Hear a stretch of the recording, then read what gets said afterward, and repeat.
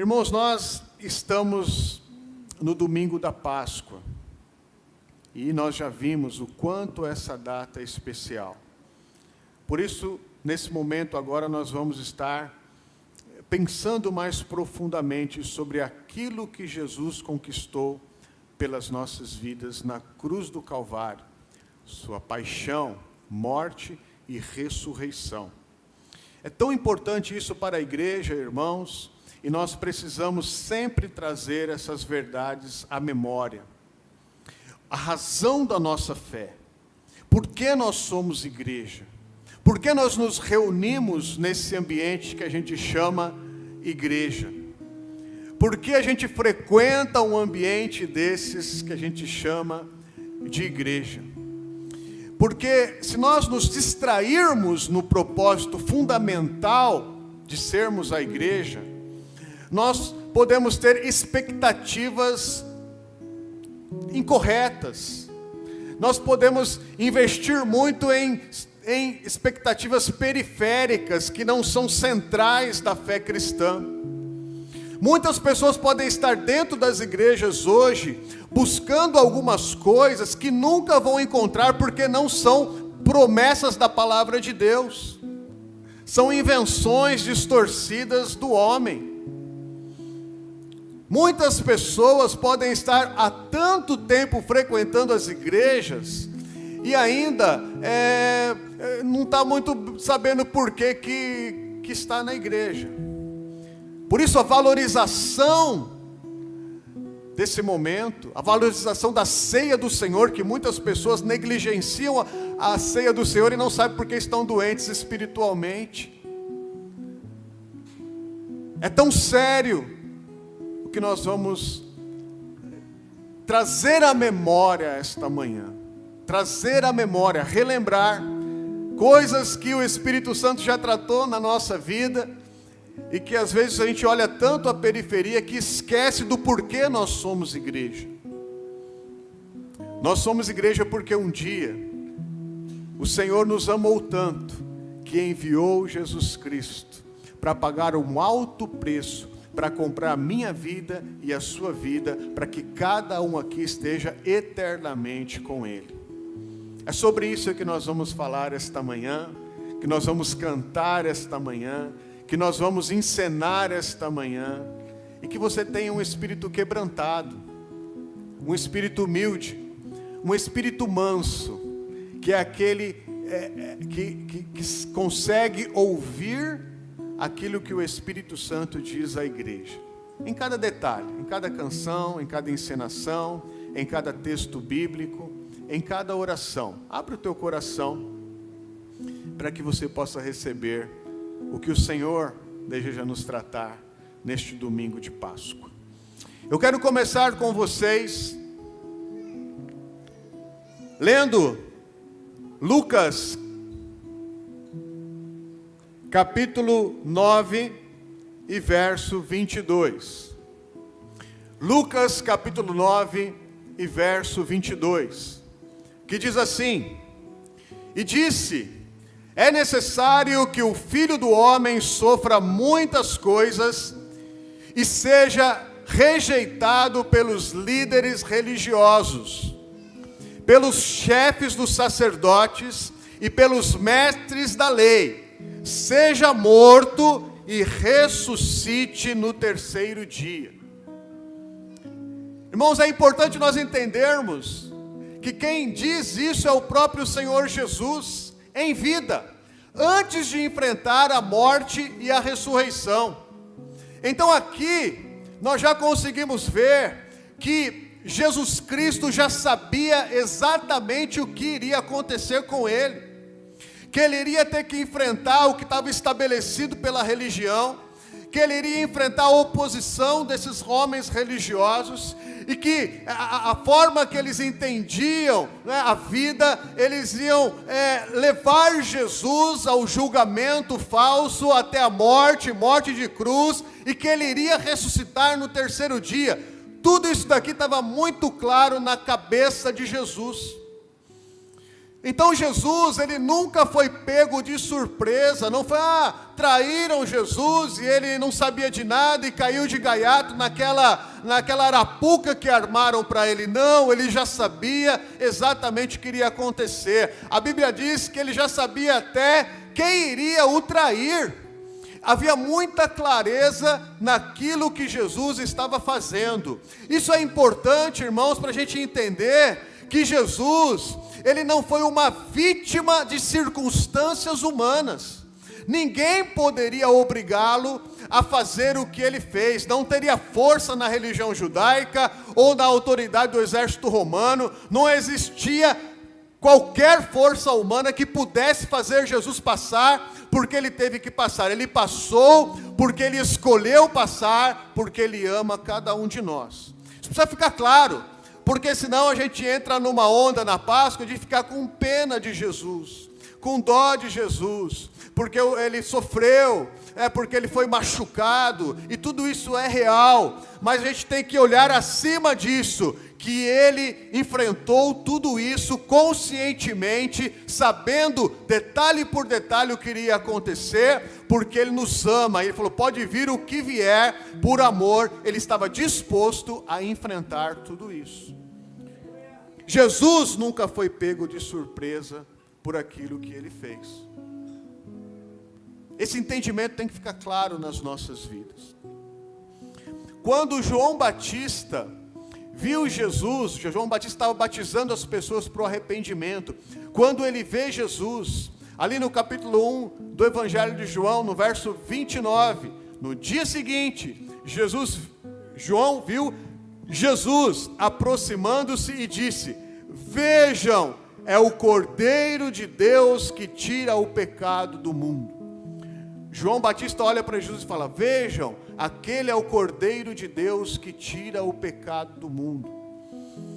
Esse conceito do cordeiro, do animal, que tem que ser morto, sacrificado, que o sangue deste animal deve ser derramado para substituir o pecado da humanidade, era algo que Deus vinha trabalhando desde o jardim do Éden, quando o primeiro homem e a primeira mulher pecam. E aí o Senhor vai estabelecendo a lei do sacrifício, a lei do derramamento de sangue, para que essa realidade estivesse gravada na mente do homem e da mulher, do ser humano, que sem derramamento de sangue não há remissão de pecados, não há perdão de pecados. Isso foi sendo trabalhado durante toda a história da humanidade, através dos sacrifícios que o povo de Deus trazia ali para ser apresentado no holocausto.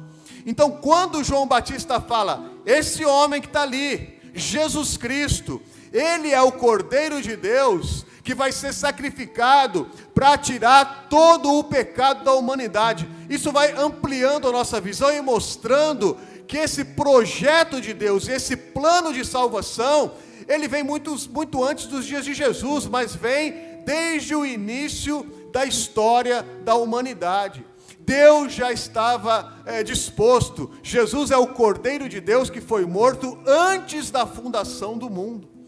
Então a gente entende que em algum momento na eternidade passada, é difícil da nossa mente alcançar isso, mas antes da humanidade existir, ele já era o Cordeiro de Deus, que já seria morto antes da fundação do mundo. Deus Pai, Deus Filho e Deus Espírito Santo se reúnem e traçam o plano da redenção, o plano de salvação, e Jesus foi escolhido para cumprir esse papel da expiação, de ser o Cordeiro de Deus que tira o pecado do mundo. Jesus é o verdadeiro Cordeiro Pascal.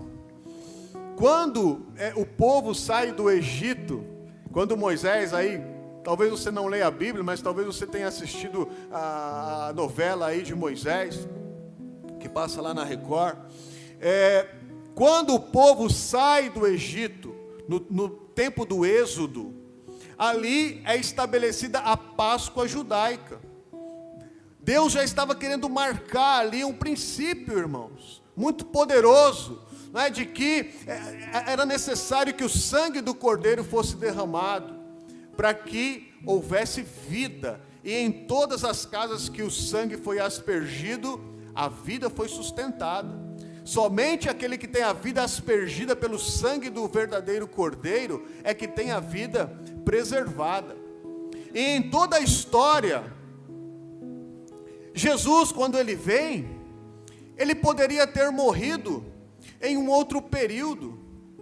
Então não é uma simples coincidência, mas Deus, ele foi tão específico, que foi exatamente no tempo da Páscoa judaica que o verdadeiro Cordeiro de Deus, que foi simbolizado lá no Egito, agora se entregou para valer na plenitude dos tempos em favor das nossas vidas. Por isso esse tempo é um tempo tão especial para a vida da igreja. Deus, ele faz questão de marcar esse dia. Não é um dia qualquer. Por mais que haja periferias nesse dia, ou até desvios, não é? Porque tantas ênfases em outras coisas, para que as pessoas esqueçam que um dia Deus nos amou tanto, que entregou o seu próprio Filho Jesus, nesse dia que nós comemoramos, para morrer no nosso lugar. Então Jesus, ele veio para nos substituir. O texto de Isaías, no capítulo 53, e verso 6, diz o seguinte: todos nós, tal qual ovelhas, nos desviamos, cada um de nós se voltou para o seu próprio caminho, tudo dispersado. E o Senhor fez cair sobre ele a iniquidade de todos nós. Todos pecaram, todos seguiram de uma forma egoísta os seus próprios caminhos. Não há um justo sequer. Todos estão destituídos da glória de Deus. O preço do pecado foi lançado, e é um preço que nós não conseguimos pagar, por mais que a gente seja esforçado, por mais que você se ache bonzinho, você não consegue pagar esse alto preço, que foi o preço do pecado. O único que poderia fazer isso foi o Senhor Jesus Cristo, e Ele fez. E Ele começa a fazer isso, irmãos, agora já de uma forma prática, quando Ele vai ao Getsemane. Getsemane quer dizer o lugar onde eles, é o campo das oliveiras, mas ali era o lugar onde eles prensavam a azeitona, para que ela pudesse se transformar em azeite.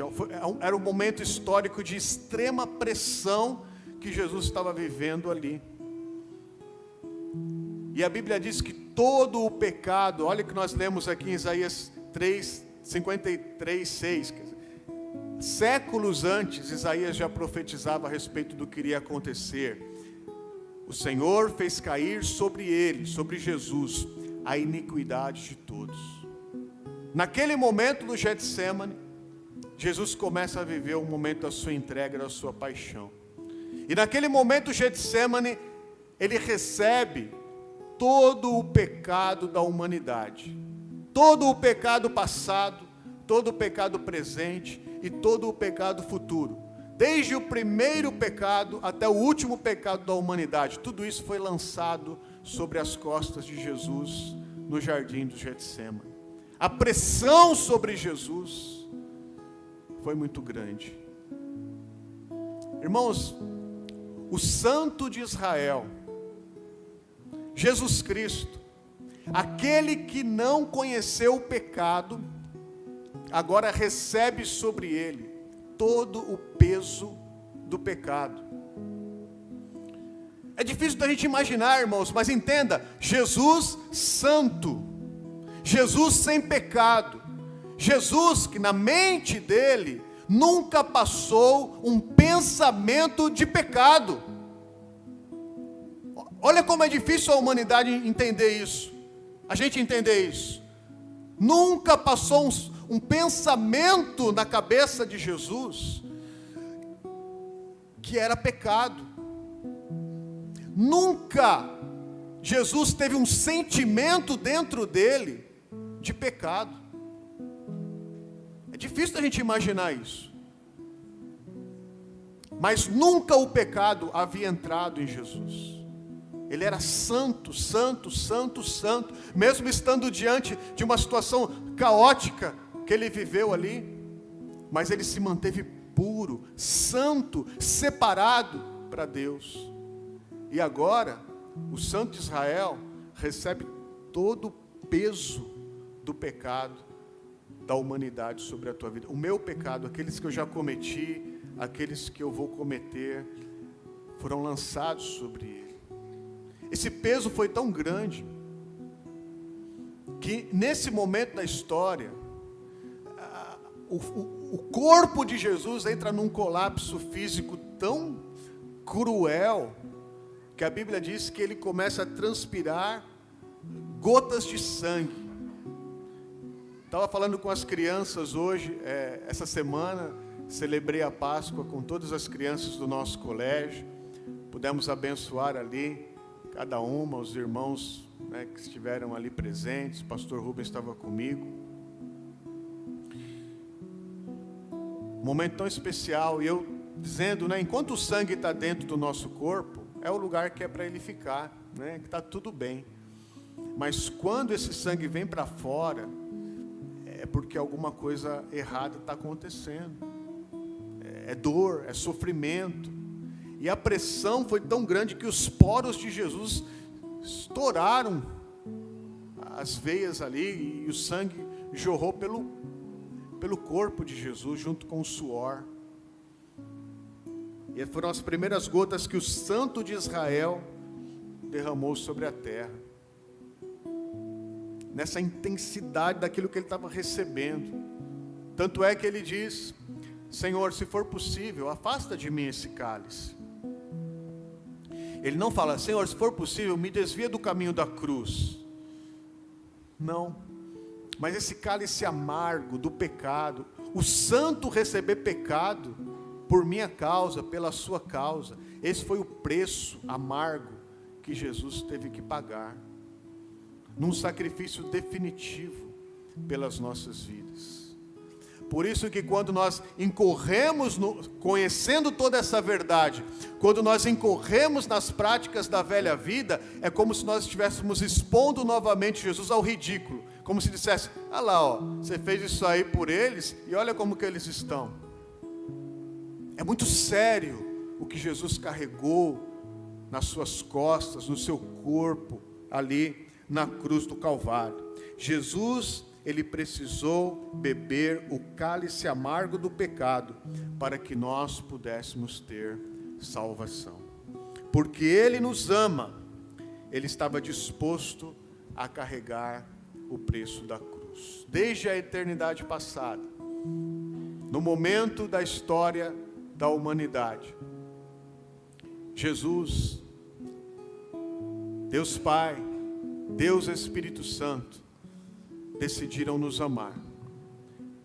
E esse amor nos alcança hoje. Que você possa abrir o seu coração e receber esse amor de Jesus.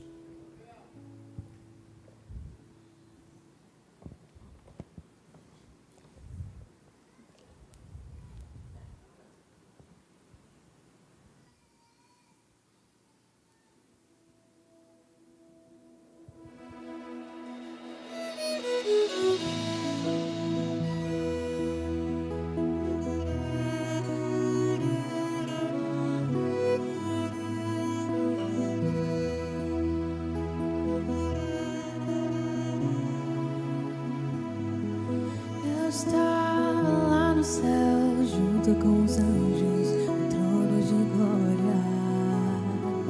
Mas meu pai me disse assim: filho querido, quero falar contigo. Você vai ter que descer para a terra para salvar o mundo. Porque eu te amei, uma cruz pesada carreguei. Porque eu te amei, a morte eu também enfrentei. Porque eu te amei, mesmo sem você me amar. Porque eu quero te salvar, meu filho. Porque eu te amei, na cruz estava a te olhar, porque eu te amei. Meu sangue estava a jorrar, porque eu te amei. Mesmo sem você me amar, porque eu quero te salvar, meu filho.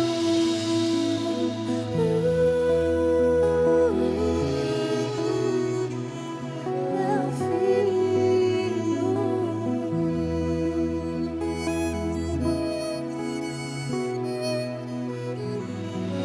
Eu estava lá no céu, junto com os anjos, no trono de glória.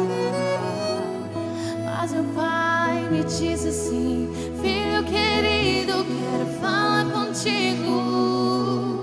Você vai ter que descer para a terra pra salvar o mundo.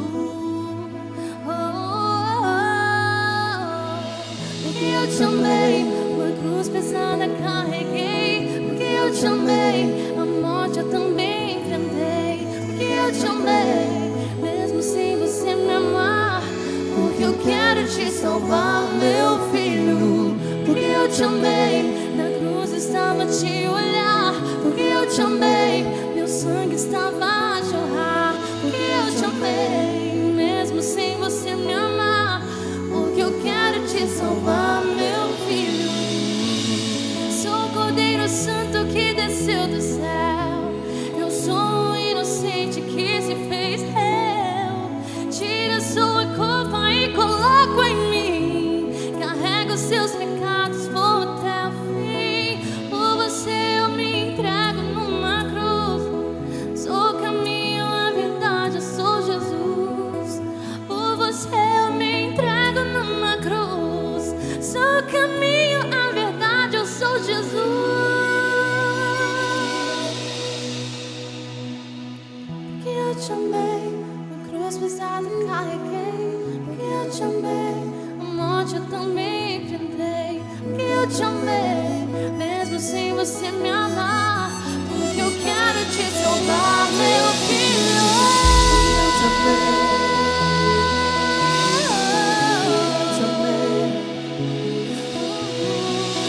Eu te amei, mesmo sem você me amar. Porque eu quero te salvar, meu filho.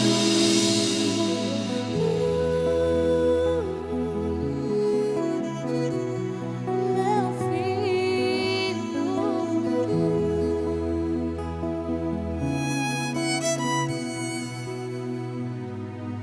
Eu estava lá no céu, junto com os anjos, no trono de glória.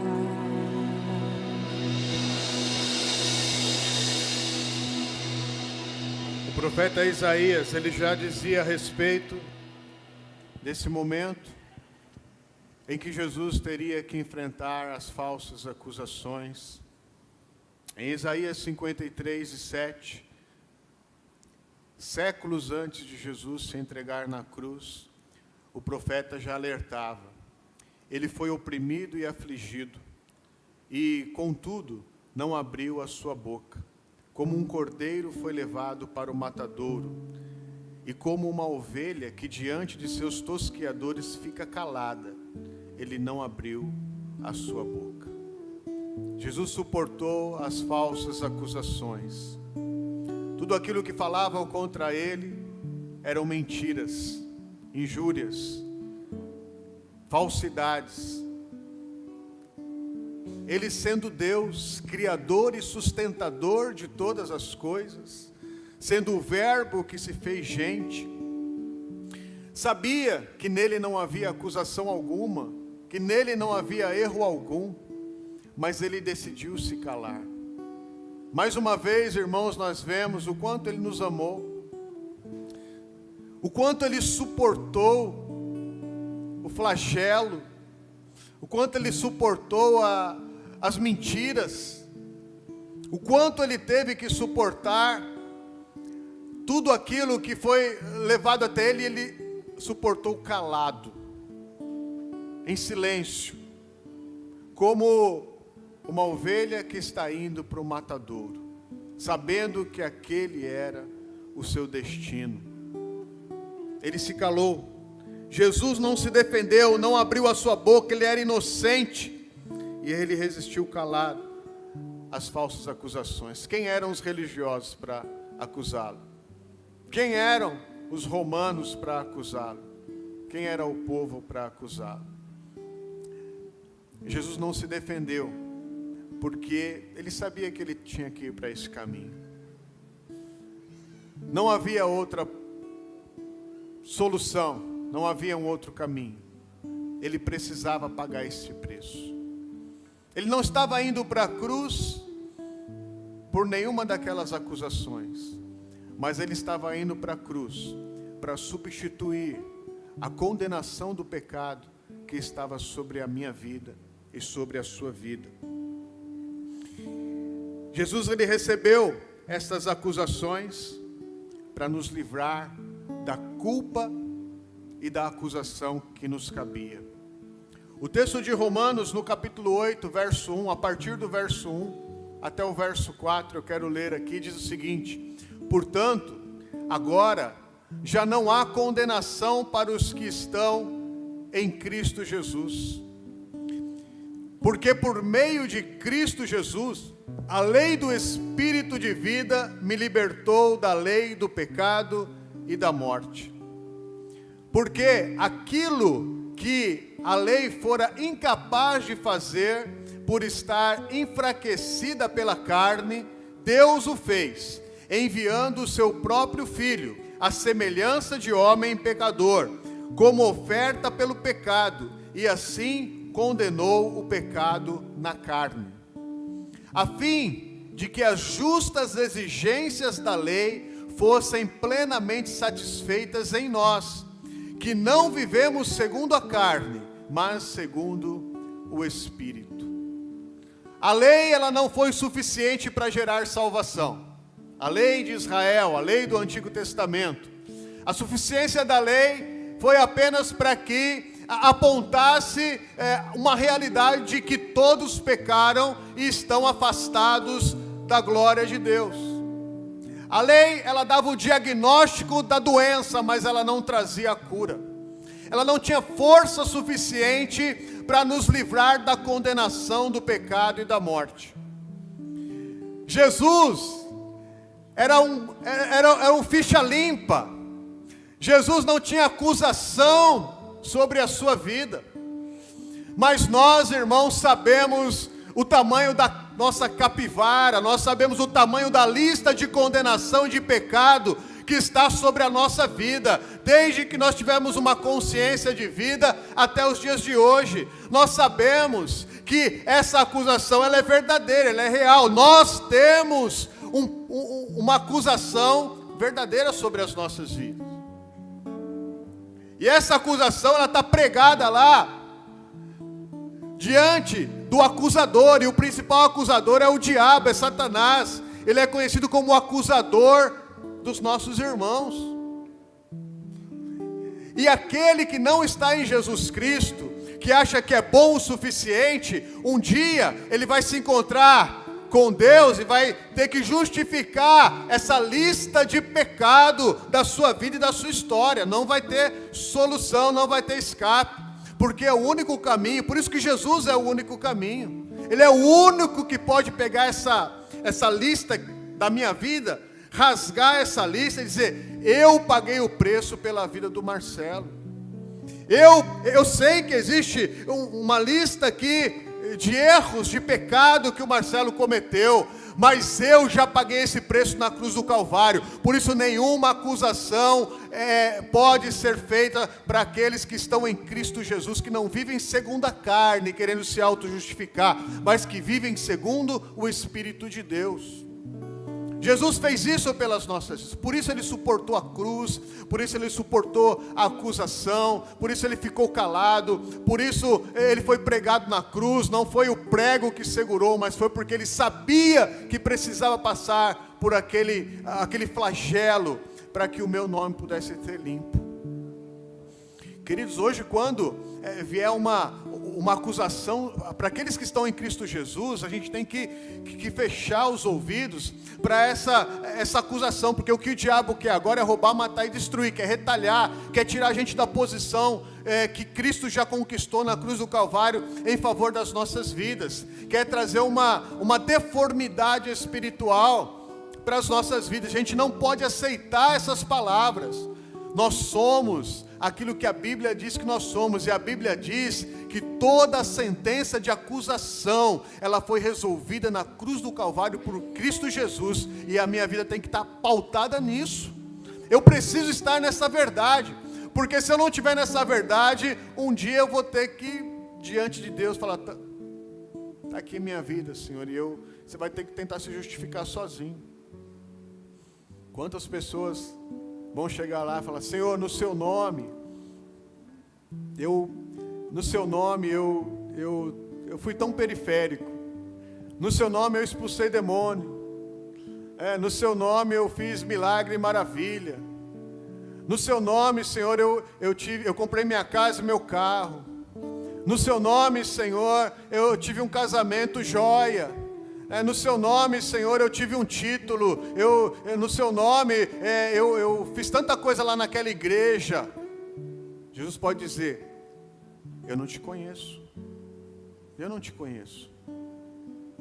Você fez muita coisa aí pela religião, coisas periféricas, mas eu não te conheço. Apartai-vos de mim, vocês que praticam a iniquidade, coisas periféricas. Agora aquele que disser, Senhor, eu entreguei a minha vida com toda a confiança naquilo que o Senhor conquistou por mim na cruz do Calvário.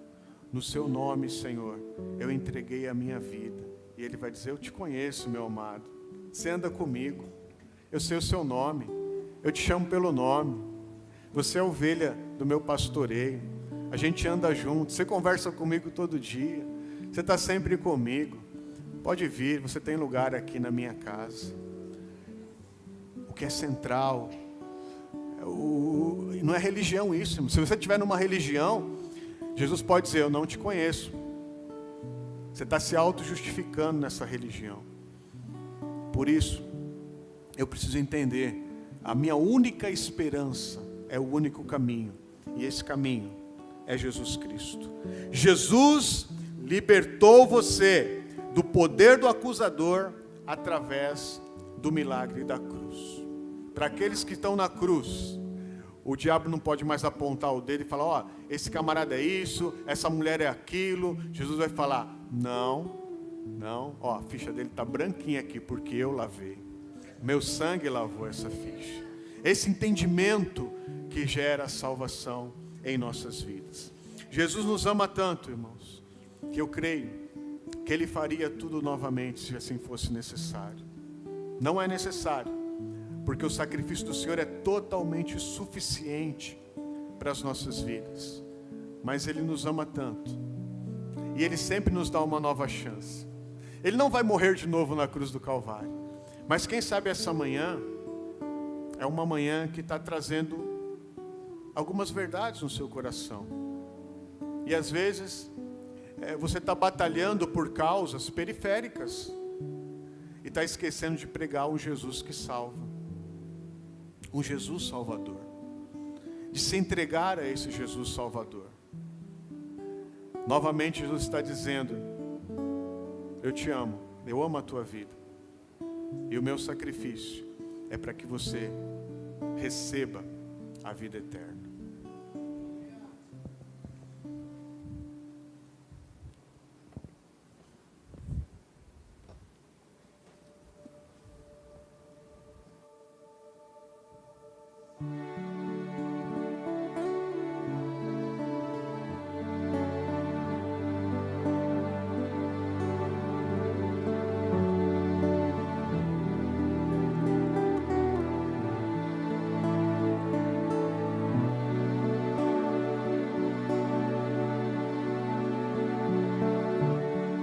Deixei o meu lar e meu pai,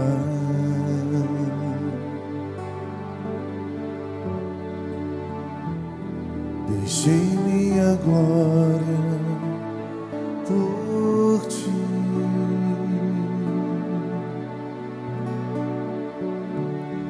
Paguei os pecados em teu lugar.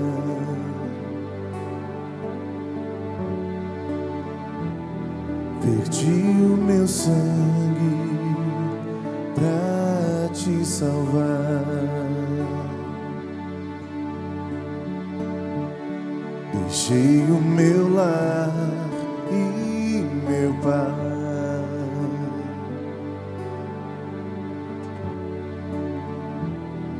Deixei minha glória por ti.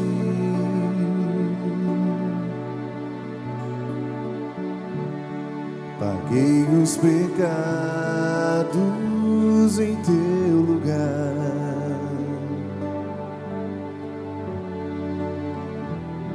Verti o meu sangue pra te salvar.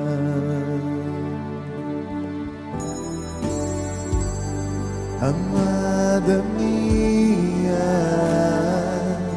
eu sofreria de novo aquela dor só pra ter o teu coração.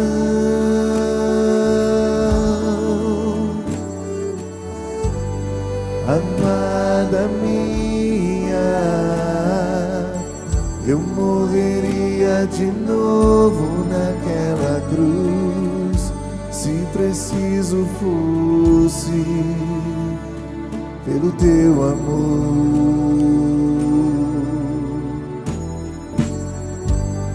Amada minha, eu sofreria de novo aquela dor só pra ter o teu coração.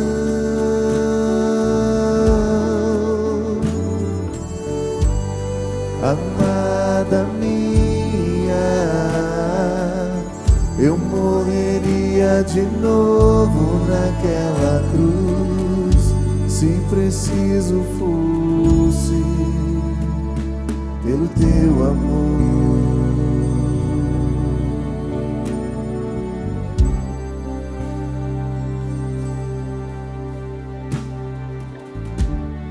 Deixei o meu lar e meu pai.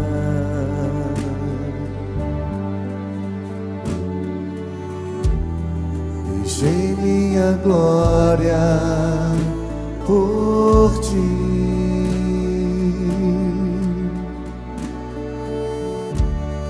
Paguei os pecados em teu lugar.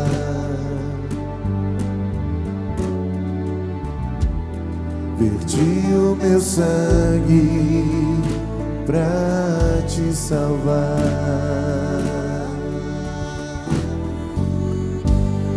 Amada minha,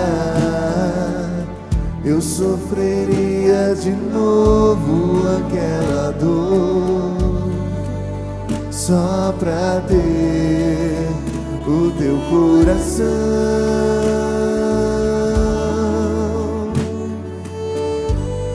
Amada minha,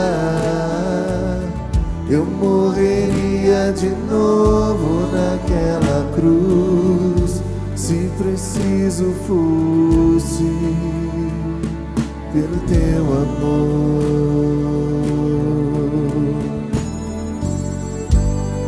Amada minha, eu sofreria de novo aquela dor só pra ter o teu coração.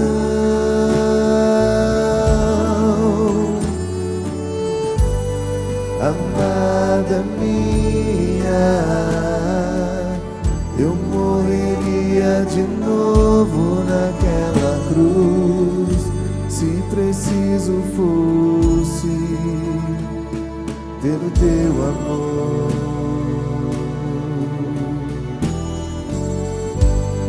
Amada minha,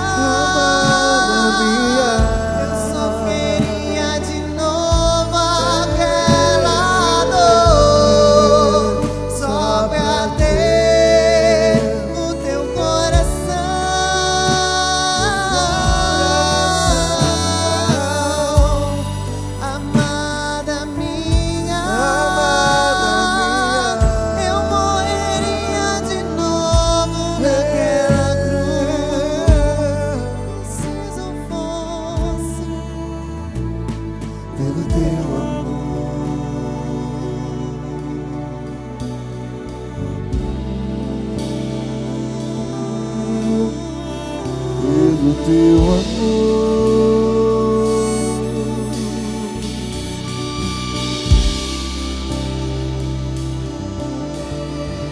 pelo teu amor,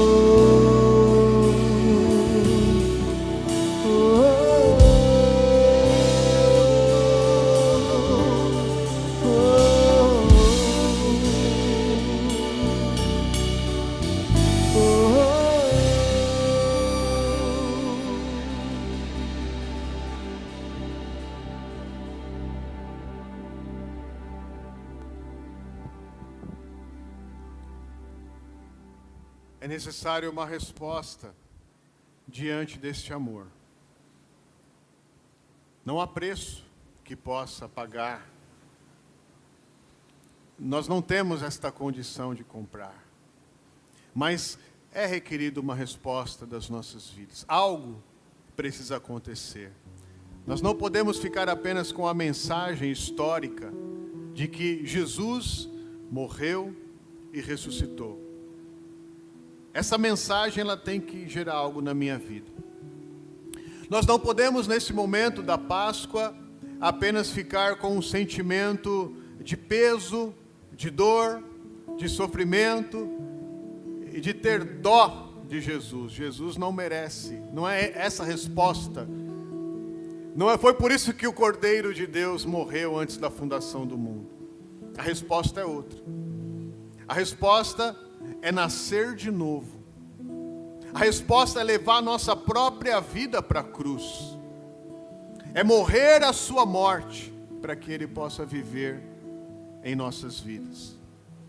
Quando um sábio, Nicodemos, foi ter com Jesus, falar com Ele, Jesus diz o seguinte em João 3,3: ninguém pode ver o reino de Deus se não nascer de novo. Se o reino de Deus é invisível para você, você ainda não nasceu de novo. Se você conhece a vida, conhece a religião, conhece as artes, conhece a política, se você pode discorrer sobre qualquer assunto da filosofia, joinha. Mas se você não consegue enxergar o reino de Deus, é porque você não nasceu de novo. É necessário nascer de novo para enxergar o reino dos céus. É mistério de Deus. Quando Jesus morre e ressuscita na cruz, morre na cruz do Calvário e ressuscita ao terceiro dia, Ele está dizendo: eu estou propondo um caminho, eu estou abrindo um caminho para que a sua vida possa trilhar este caminho. Esse é o caminho de nascer de novo. É morrer para a velha vida, é morrer para os velhos conceitos, é morrer para aquilo que foi construído na nossa cultura até o dia de hoje, e nascer para uma nova realidade, para uma realidade espiritual, para enxergar as coisas de Deus, para ver os céus abertos, e poder enxergar que Deus continua implantando o seu reino aqui na terra, através daqueles que representam o seu nome. Essa é a verdadeira igreja. A natureza de pecado, ela precisa morrer, para que eu possa servir ao reino, para que eu possa servir ao rei. É uma experiência que cada um precisa viver particularmente. Eu preciso estar inserido na ressurreição de Cristo. Eu preciso crer com toda a minha força que hoje a minha vida ela está incluída, inserida, ela faz parte da ressurreição de Cristo. Minha vida está escondida com Cristo nos altos céus, aonde ninguém mais tem acesso, só o Senhor. Eu preciso crer com toda a minha força nessa realidade espiritual. O apóstolo Paulo cria nisso, e quando ele escreve a sua carta aos Gálatas, ele diz o seguinte no capítulo 2, verso 20: fui crucificado com Cristo, assim já não sou eu quem vive, mas Cristo vive em mim. A vida que agora vivo no corpo, vivo-a pela fé no Filho de Deus, que me amou e se entregou por mim. A mesma fé que nós aplicamos para a salvação é a fé que a gente tem que aplicar para aguardar a volta de Cristo até que Ele venha. A minha vida ela tem que ser mortificada o tempo todo. Eu tenho que levar minha vida para a cruz. A vida na carne, a vida no eu, a vida no ego, eu tenho que levar para a cruz constantemente. Ela tem que estar lá. Eu não posso descer da cruz, ela está morta, para que Cristo possa viver em mim. E a minha vida ela ganhou um significado especial, sustentando a mensagem do Evangelho até que Ele venha. Sustentando a vida de Cristo até que Ele venha. O meu propósito é glorificar na minha carne o nome do Senhor na minha existência. Essa é a dimensão. Se eu quero dar uma boa resposta na Páscoa, para a Páscoa de Jesus Cristo, é de fato entregar tudo aquilo que eu sou e tudo aquilo que eu tenho aos pés da cruz e dizer: Senhor, eu creio na tua mensagem, eu creio no teu sacrifício, eu creio que o Senhor está me ouvindo, eu creio que o Senhor vai voltar e eu quero estar incluído em tudo isso. Quando o Senhor voltar, Senhor, me chama pelo meu nome, chama o meu nome na tua volta, me inclui na tua salvação. Quando Jesus ressuscitou, Ele teve um tempo com os seus discípulos, não só com os 12, mas Ele teve um tempo também com outras pessoas. E ali no início de Atos dos Apóstolos, no capítulo 1, é o último momento de Jesus já ressurreto, vivo, ressuscitado. Ele está ali dando as últimas instruções para os seus discípulos. Mais de 500 pessoas estavam reunidos ali. E ali Jesus falou: olha, guardem aqui em Jerusalém, até que do alto vocês sejam revestidos de poder, falando a respeito do Espírito Santo. E depois que Ele traz esta promessa do Espírito Santo, a Bíblia diz que Ele sobe aos céus. Aquelas pessoas têm o privilégio de ver essa experiência dele subindo aos céus. Então, na sexta-feira, Jesus morre. E talvez o sentimento dos discípulos foi: puxa, mas eu me esforcei tanto, eu abandonei tudo para segui-lo, eu deixei tudo aquilo que eu tinha para seguir e agora Ele morreu. E aí ao terceiro dia, no domingo da Páscoa, Ele ressuscita e vem toda aquela alegria. Jesus está conosco novamente. Mas aí, irmãos, chega no tempo da ascensão, ele vai para o Pai. E talvez poderia ficar um sentimento de: e agora, Jesus ressurreto, Ele foi embora para o Pai. Mas nesse momento, os anjos vêm e dizem o seguinte, no capítulo 1 e verso 11 de Atos: Galileus, por que vocês estão olhando para o céu? Este mesmo Jesus, que dentre vocês foi elevado ao céu, voltará da mesma forma como o viram subir. Há uma promessa aqui da parte de Deus. Se você crê no Jesus que carregou a cruz, que morreu morte de cruz, se você crê no Jesus que pagou o preço na cruz do Calvário, se você crê no Jesus que ressuscitou, que vivo está, creia no Jesus que subiu aos céus e que um dia voltará para buscar aqueles que o esperam. Jesus não vai voltar para qualquer um, irmãos. Ele vai voltar para aqueles que o esperam, para aqueles que têm uma esperança viva, uma expectativa nele, que produzem uma vida de fé no Senhor. É comparado ao tempo de Noé. Naquele tempo de Noé, havia um sinal, havia uma promessa: virá chuva, vai matar todo mundo. Mas tem um lugar de proteção, tem um lugar de segurança que Noé está construindo. A Bíblia diz: muitos não estavam nem aí, o cara é louco. Aí o pessoal vivia a vida, casava, dava em casamento, festejava, curtia a vida. Mas um dia, o dilúvio veio. E Deus fecha aquela porta de salvação. Aquela única porta de salvação foi fechada. Hoje nós estamos vivendo esses dias. Tem gente que não está nem aí, está vivendo a vida. Mas um dia, a porta de salvação ela vai ser fechada. E esse dia é quando Ele virá. E quando Ele virá, quando Ele vier, Ele virá para aqueles que o aguardam. Que você possa dizer: Senhor, chama o meu nome naquele dia. Chama o meu nome. Não esquece do meu nome nesse dia. Me inclui, Senhor, na tua salvação. Isso é esperar com esperança aquele que vem e Ele virá.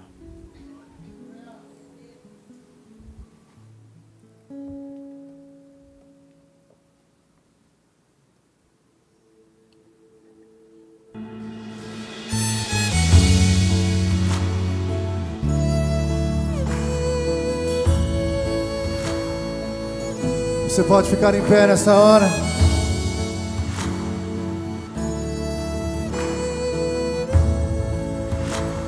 Declare isso. Eu não vou me apegar com as coisas daqui, pois eu sei há um lugar que me espera. Estrangeiro eu sou, o meu lar é o céu. Meu Jesus vem buscar a sua noiva. Ele virá num piscar de olhar. Quem estiver pronto com ele irá na sua glória com ele morar. Ele vem, não mais tristeza, não mais temor. Junto com os anjos cantar eu vou. Digno é o cordeiro que se entregou. Ele vem, ele vem.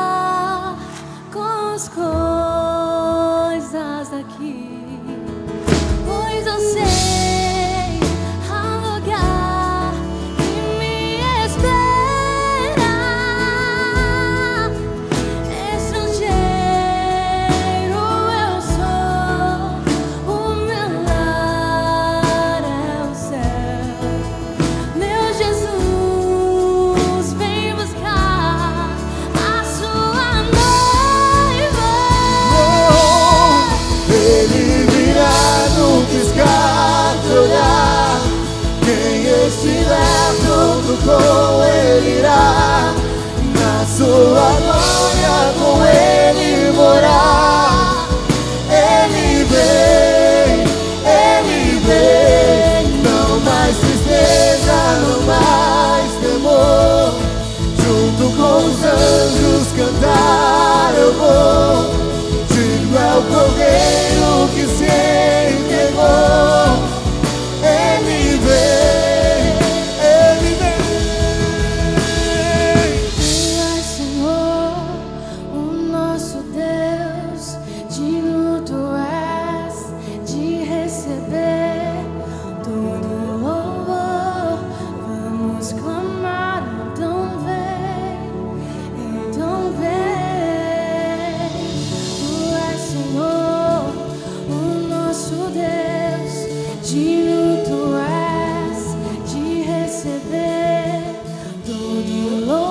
Você pode declarar essa verdade com toda a sua alegria.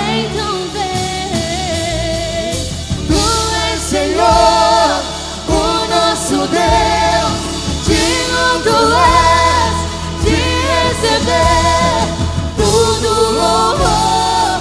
Vamos clamar, então vem, então vem.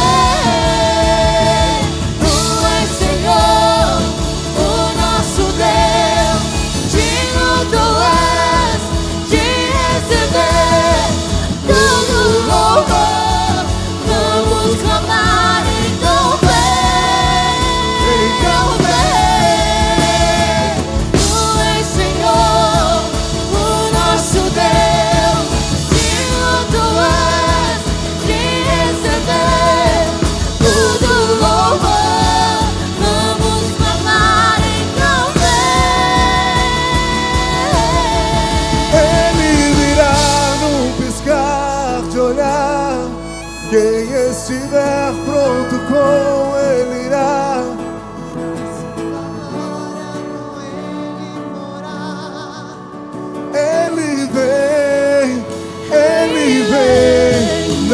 mais tristeza, não mais temor. Junto com os anjos cantar eu vou. Diga ao Cordeiro que se entregou. Ele vem, Ele vem. Tu és Senhor, o nosso Deus, digno tu és de receber todo louvor. Vamos clamar, então vem. Então vem, tu és Senhor, o nosso Deus, digno tu és de receber todo louvor. Vamos clamar, então vem. Então vem.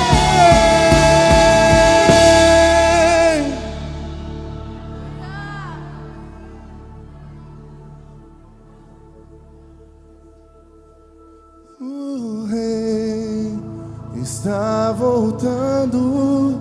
O rei está voltando. A trombeta está soando. O meu nome irá chamar. Sim, o rei está voltando. O rei está voltando. Aleluia. Ele vem me buscar. O rei está voltando. O rei está voltando. A trombeta está soando. O meu nome irá chamar. Sim, o rei está voltando. O rei Está voltando. Aleluia. Ele vem me buscar. O rei está Voltando. O rei está voltando. A trombeta está soando. O meu nome irá chamar. Se o rei está voltando. O rei está voltando. Aleluia. Ele vem me buscar.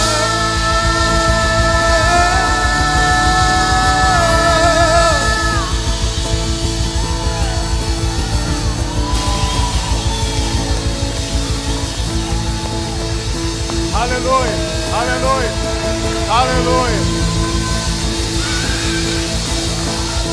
Oh Deus, oh Jesus. Senhor, chama o nome de cada um que tem acesso, Pai, a esta mensagem de vida. Chama, Senhor, pelo nome aqueles, ó Pai, que são ovelhas do Teu pastoreio. Chama, Senhor, cada um que está aqui, ó Pai. Ó Deus, neste dia glorioso, coloca, Senhor, ó Deus, esta esperança, este temor, esta obediência, Senhor, no coração de cada um de nós, Pai. Obrigado pela sua ressurreição, pela vida. Obrigado porque aí, Senhor, tem um lugar para mim, tem um lugar para o meu irmão, porque o Senhor foi preparar esse lugar, Pai. Obrigado porque a sua promessa fiel e verdadeira, ó Deus, fala que o Senhor vai voltar, Pai. Nós queremos, ó Deus, viver para isso. Ó Deus, nós queremos, Senhor, deixar tudo para trás, Senhor, e viver para isso, de que o Senhor, ó Pai, tem um lugar, Senhor, reservado para aqueles que te esperam, Senhor. Que esta mensagem possa queimar no coração e na mente de cada um, Pai, em nome de Jesus, em nome de Jesus. E a graça salvadora do Senhor Jesus Cristo, o amor de Deus, o Pai eterno, e as doces consolações do Espírito Santo de Deus estejam sobre nós, sobre todo o povo de Deus espalhado entre as nações, hoje e sempre. Amém. Amém. Não vai embora ainda não. Queria que acendesse as luzes. Se tiver alguma criança aqui, pode vir aqui para frente. Vamos ficar em pé. Queridos, nós temos um ministério infantil. Estamos reativando o ministério infantil depois de 2 anos de paralisia devido à pandemia. Mas hoje o nosso ministério infantil já está funcionando no culto das 10h30, no culto das 18 horas, atendendo as crianças de 5 até 11 anos. Estamos reformando aqui embaixo um espaço que vai ser bem especial para as crianças de 2 anos até 4 anos. Na ceia do próximo mês vai estar sendo inaugurado esse espaço, que você possa valorizar o esforço que a igreja tem feito, o Ministério Infantil tem feito, para trazer esta mensagem de Cristo viva na mente e no coração das nossas crianças, tá certo? E as nossas crianças vão ganhar um presente especial do Ministério Infantil, tá bom? Aí os irmãos vão distribuir. Deus abençoe, um bom domingo a todos e aproveite. Às 18 horas tem mais.